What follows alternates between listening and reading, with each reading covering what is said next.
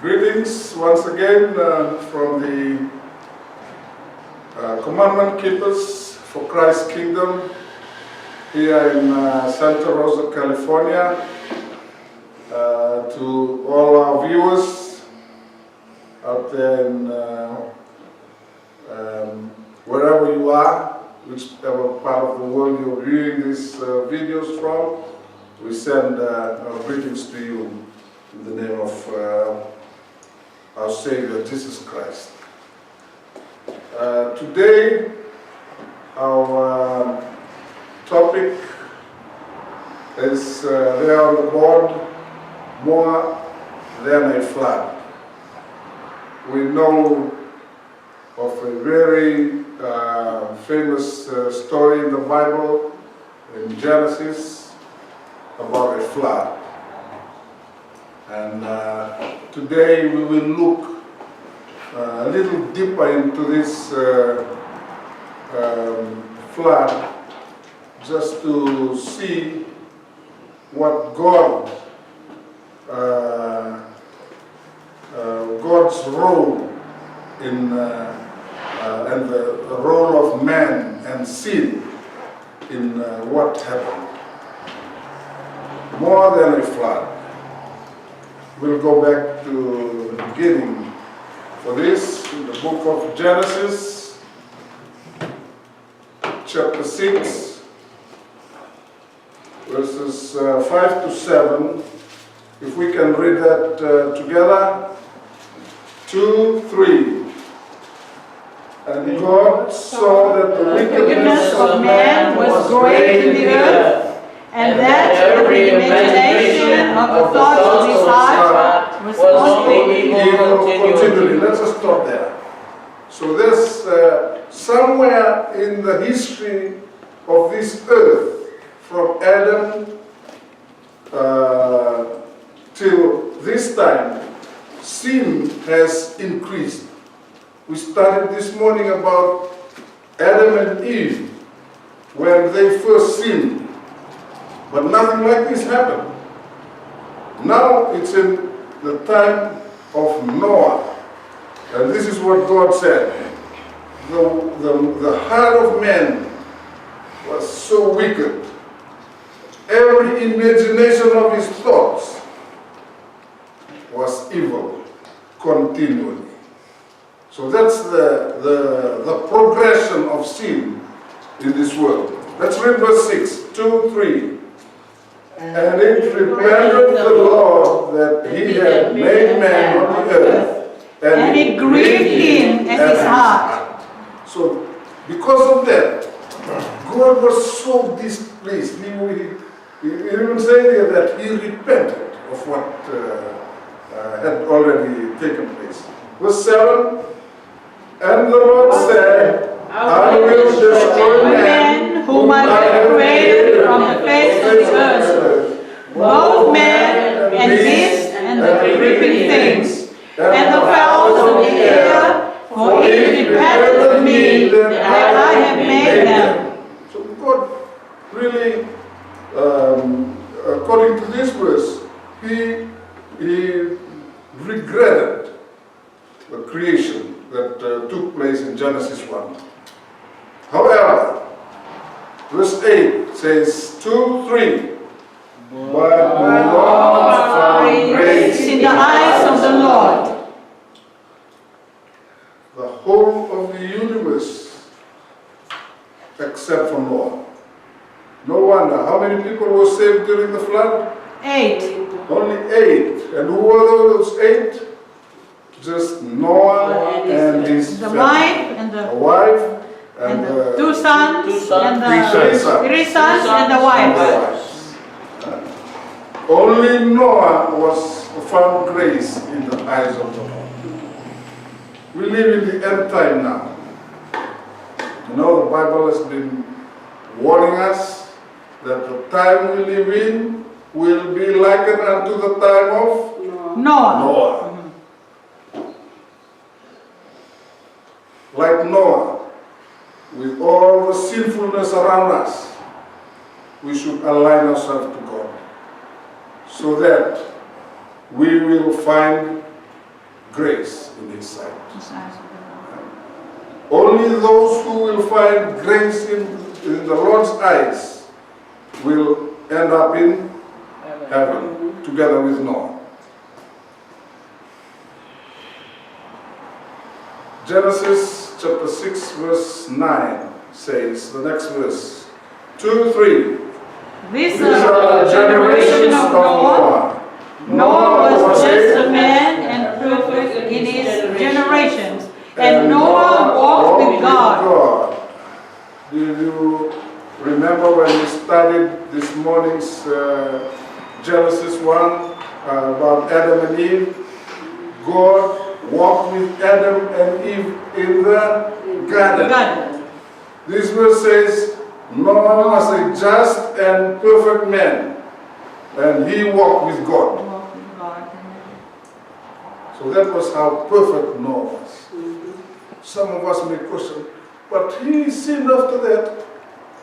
God saw him as a just and a perfect man. So when he sinned, do you think he gave in to sin?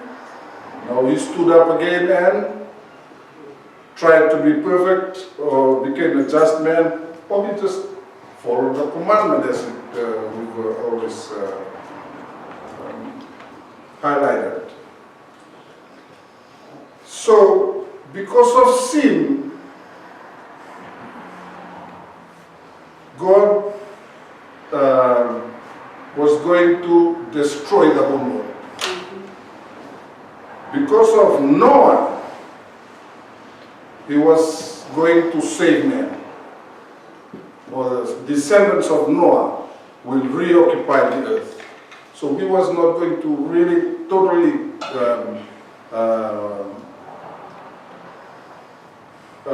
remove all his creation from his earth because of the just and righteous man Noah. So let's see what happened. And we read in Isaiah chapter 30, verse 26. Let's read that verse together. 2, 3. Moreover, the light of the moon shall be as the light of the sun, and the light of the sun shall be sevenfold, as the light of 7 days, in the day that the Lord bindeth up the breach of his people, and healed the stroke of their wound. So now we are talking about the new earth at the end. We said that we live in a time just like Noah's. And during the time of Noah, the whole world was flooded. And things happened that we are not aware of. We will find out today, just from this verse. We found out here that in the new earth, what will happen to the moon? Shall be light of the sun. The moon shall be Light of the sun. as the light of the sun. What is the status of the moon today? Full light. Does it give out any light? No. No. Much. So it says here, during that time, during the new earth, during the time that is ahead of us, the moon will begin to give out light just like the sun. And what about the sun? The sun will Sevenfold. multiply 7 times in the heat and the light that it gives out. 7 times more. But first condition is there. This will happen after the Lord had bindeth up the breach of his people.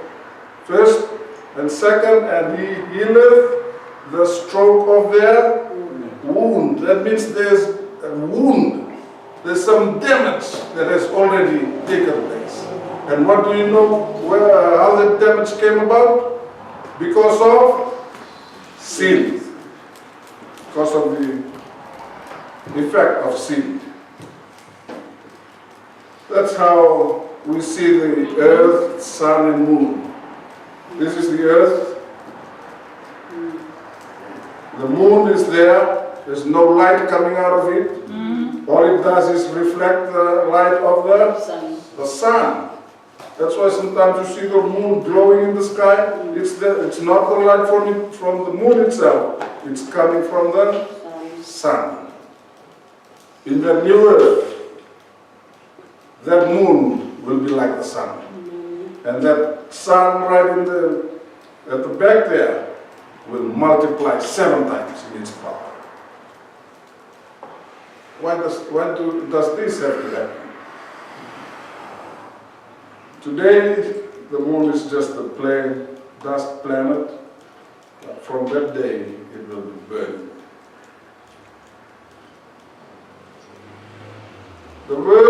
That verse, Isaiah 30:26, it also tells us about the solar system after God created it. If something is healed, it means that it is now back to its original state. So that verse says that that wound has healed. It is after that wound has healed that these things will happen. The wound caused the moon to extinguish and the sun to be 1/7 of its original brightness and heat. Can you start to think backwards now? Now we know from that picture. Oh, sorry.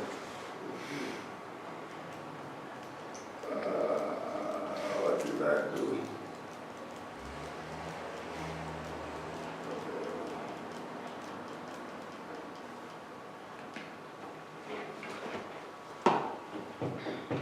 Excuse me.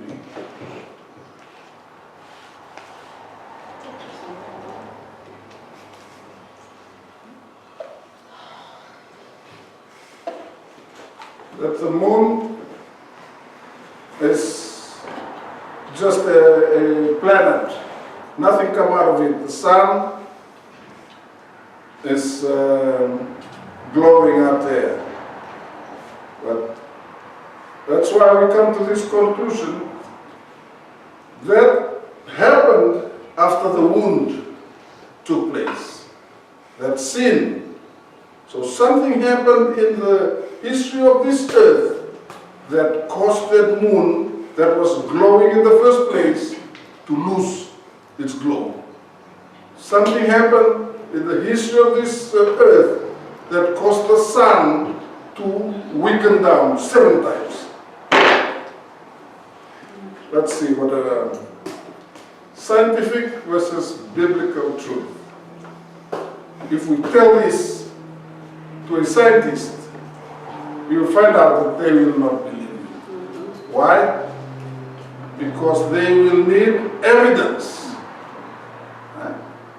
However, a believer goes by faith. We have faith that the Word of God is the truth. So we know from this verse that the sun will be is now 7 times weaker. 7 times weaker. And the moon is now is not glowing today while it was glowing before. So we know that. This is what the learned scientists will say about the sun and the moon. Because of what we can observe, we can assume that it took millions of years to come into existence. You know the theory of evolution? They cannot fathom the thought that God just spoke on the 4th day and there was the moon. God just spoke on the 4th day and there was the sun. Scientists will not believe that. But we as Christians, because of our faith in God and our faith in His book, His words, we can believe that. Amen. But somehow, let's see if we can prove it. A believer, on the other hand, starts with what he cannot see. That's why we have faith. Faith is not tangible, but revealed in Scripture. scripture says that the sun was 7 times stronger. How can that happen? He accepted by faith as truth and proceeds from there. He will truly understand what happened in the past by studying the natural world as it is now. So that is how we as a believer will see this, and we know the Bible tells us this. Why did things happen? They say that Adam was about 15 feet tall. And how come we're only growing up to 7 feet, 8 feet today? When humans, right in the beginning, were so high, so tall. So something must have happened. We know that is the truth. We know this is the status today. So something along the line has happened to cause us to be in this particular state. Well, let's start at creation. Verse 2 of Genesis chapter 1. Let's read 2-3. And the earth was without form and void, and darkness was upon the face of the deep, and the Spirit of God moved upon the face of the waters. So in the beginning, there was just water. There was no form at all. It was total darkness. And then the Spirit of God moved on the face of the water. Verse 6 says, 2-3. And God said, let there be a firmament in the midst of the waters, and let it divide the waters from the waters. Do you get what that verse is trying to say?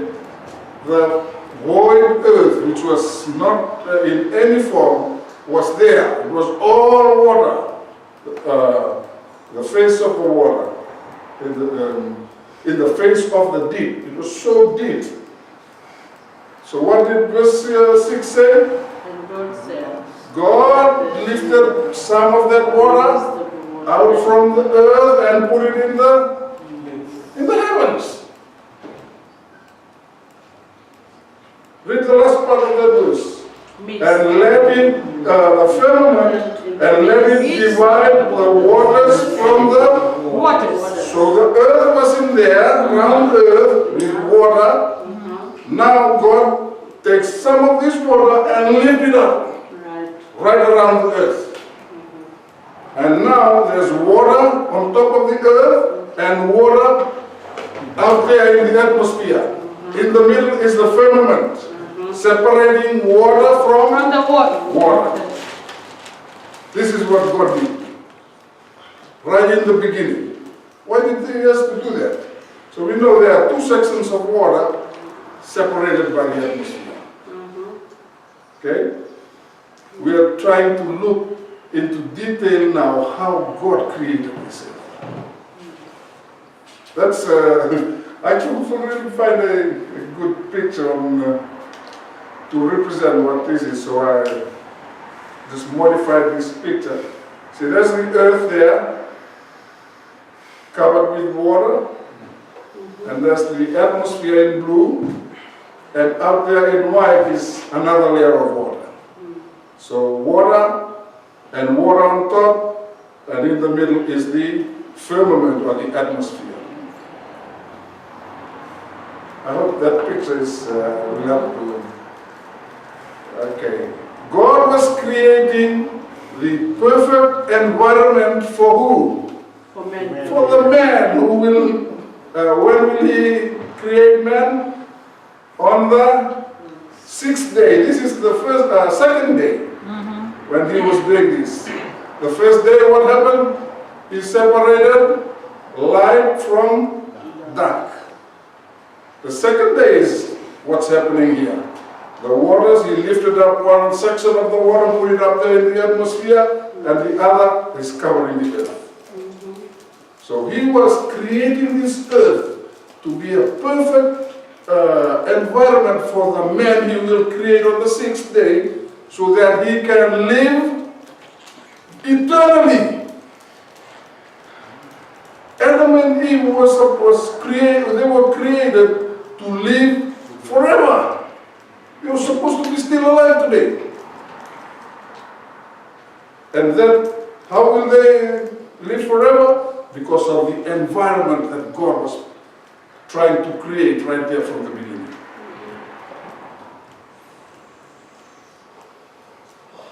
Water is suspended in the air of the atmosphere by heat. The hotter the air, the more the water it will hold. We all did all those scientific experiments in school.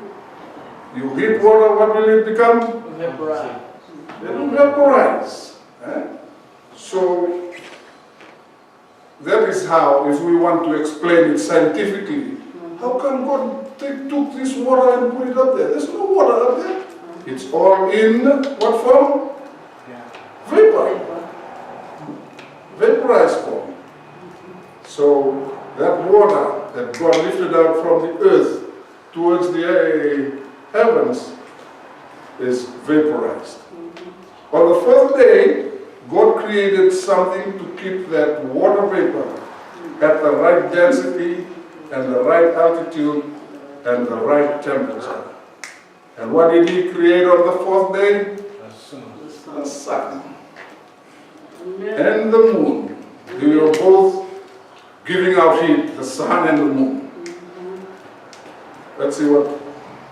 Two great lights. Genesis chapter 1, verse 14. Let's read 2, 3. And God said, Let there be lights in the firmament of the heaven to divide the day from night, and let them be for signs and for seasons and for days and years. 15. And let there be for lights in the firmament of heaven to give light upon the earth. And it was so. So those two lights. Now verse 16.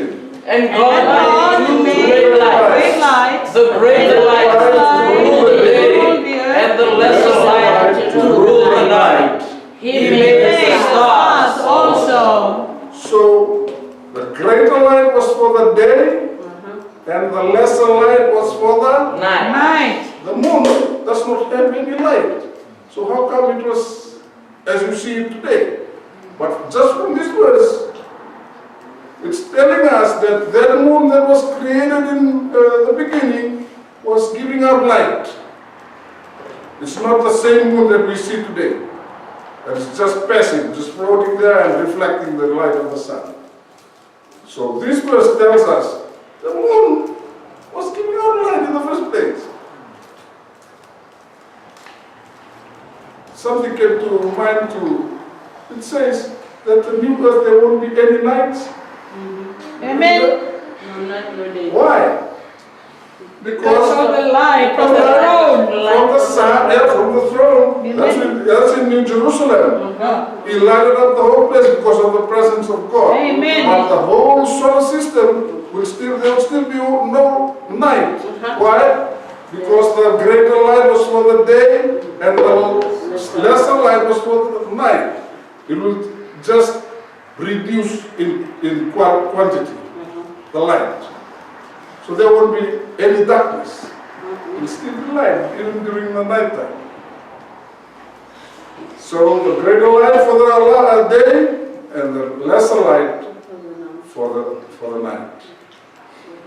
Water is a buffer. The sun, according to Isaiah 30, that same verse, was 7 times brighter and hotter than it is today.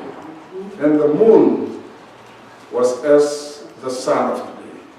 So the sun, even now we go outside, we see we feel the sun, the heat is so hot. That will be the moon. That will be the night. So will it be so uncomfortable like this in heaven? No. We'll figure out what the Bible says. Eh? If it will be so uncomfortable like this in heaven, I don't want to be in that heaven. It will be too hot. Constant climate.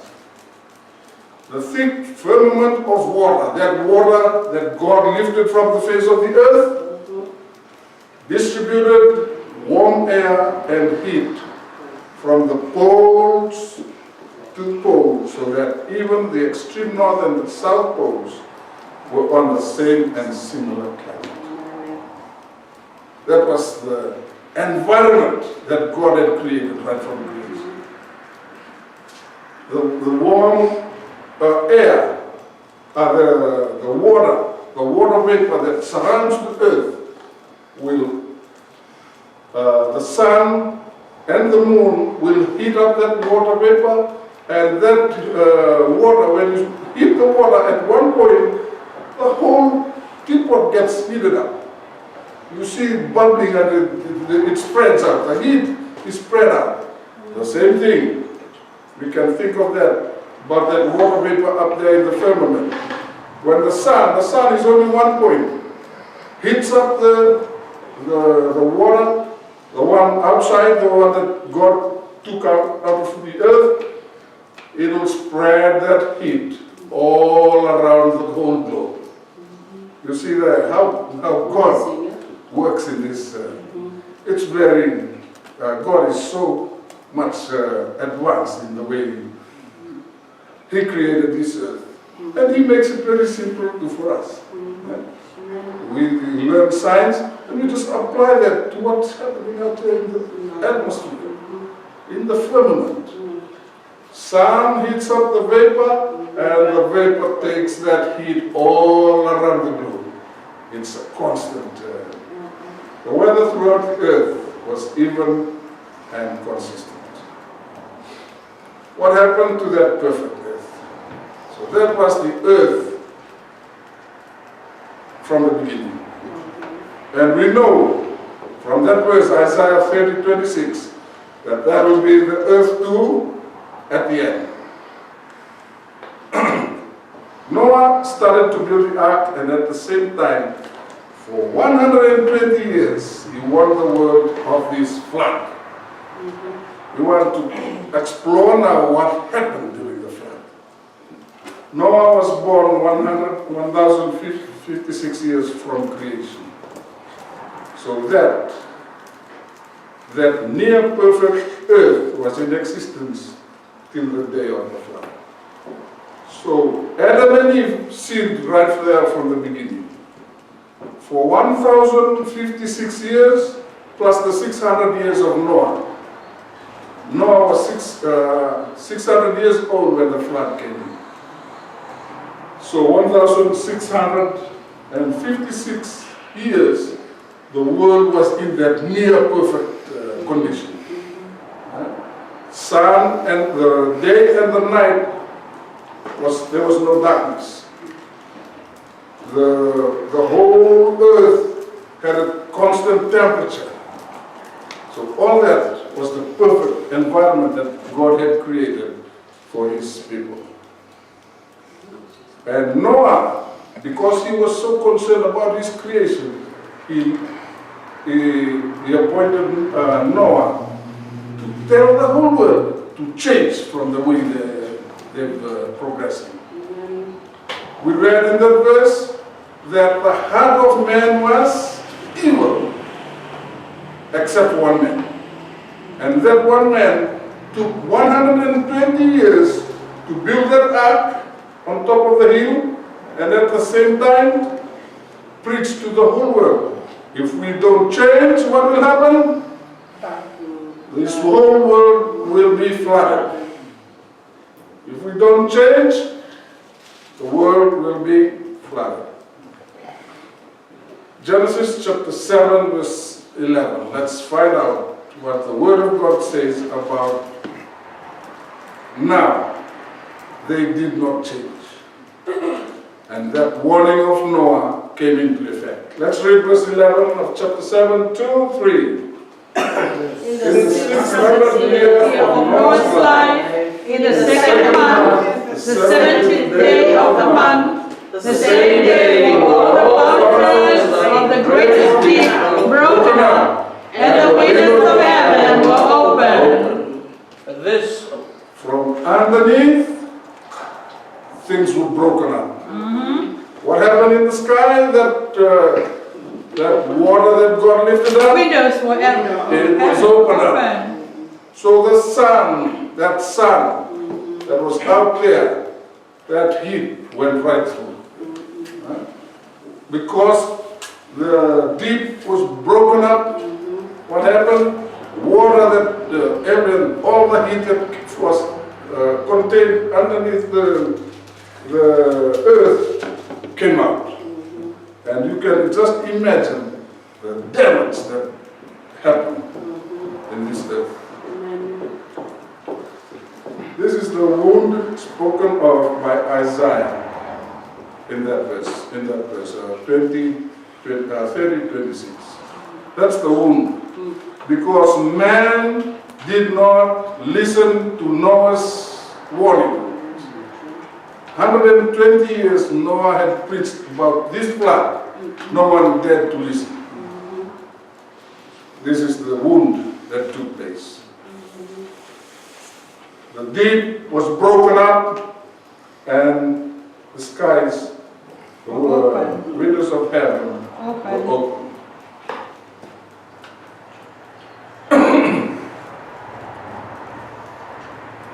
Wicked, ignorant of reality. Let's look at it from this point of view, as Peter records in his book.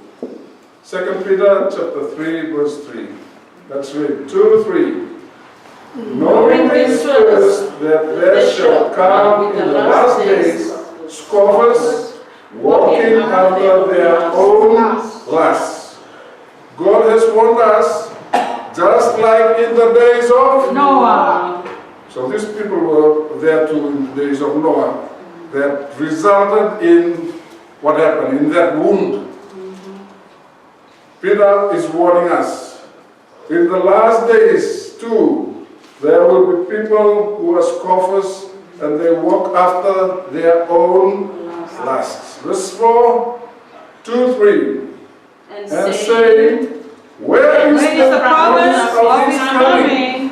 For since the fathers fell asleep, all things continue as they were from the beginning of the creation. Let's just stop there. Now people are beginning to question the wisdom of us preaching about these last days.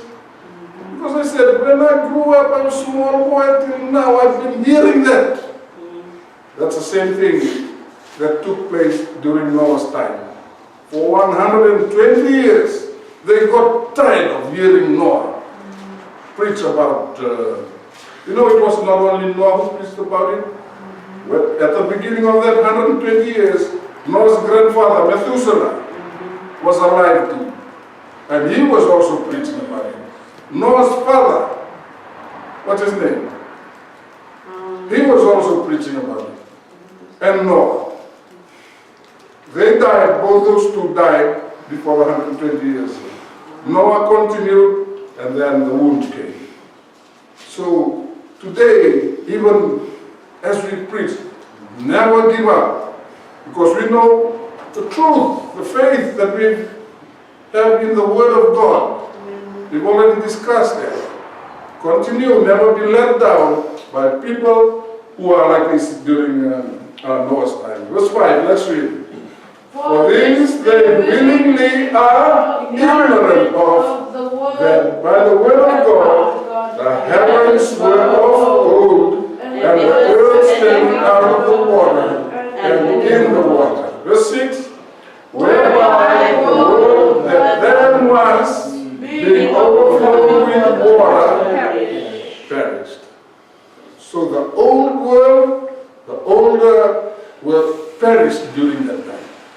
During that wound, after that 120 years of preaching by Noah, this thing happened. And the whole world changed. And the moon changed. And the sun changed. Verse 7, 2, 3. But the heavens and the earth, which are now, by the same word are kept in store, reserved unto the fire against the day of judgment, and perdition of ungodly men. So this earth that we now live in, the one that came out of that wound, came out of that flood, is preserved for the fire against the day of judgment. And when is that? It's in the future. Amen. Okay? Let's see what happens. Oh, when is the rock? I'm trying to put a timeline. We are here in 2016. Very soon, they'll be enforcing the Sunday Sunday law. law. Sunday law, and that will be the beginning of Tribulation. tribulation. Everyone who will stand up for the truth will go through that hard period. They call it Jacob's, something to do with Jacob when he was in trouble. That time of tribulation will end at the close Close of of probation. That's after the close of probation. I didn't put it there. How many righteous will still be living then? Between the close of probation and Christ's return. There's one number in the Bible. 1,000. 44,000. That's the only righteous people who will live, because most of the righteous, all the righteous people will be dying here.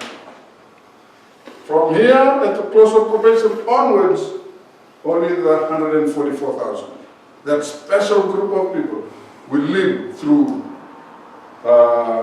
During that time too will be the 7 last plagues after tribulation, after the close of probation. Then Christ returns the second time.